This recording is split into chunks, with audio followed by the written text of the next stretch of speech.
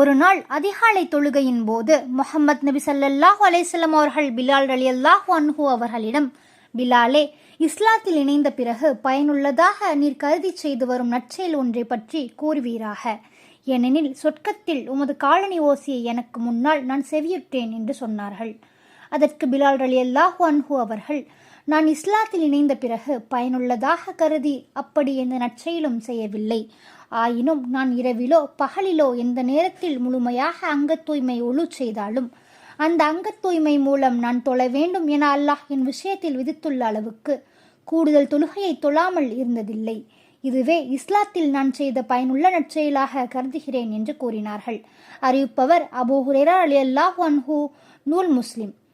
இன்ஷா அல்லாஹ், அல்லாஹ் நம் அனைவரையும் சுன்னத்தான தொழுகைகளையும் உபரியான நஃபில் தொழுகைகளையும் தவறாமல் தொழக்கூடியவர்களாக ஆக்கி அருள் புரிவானாக. ஆமீன்.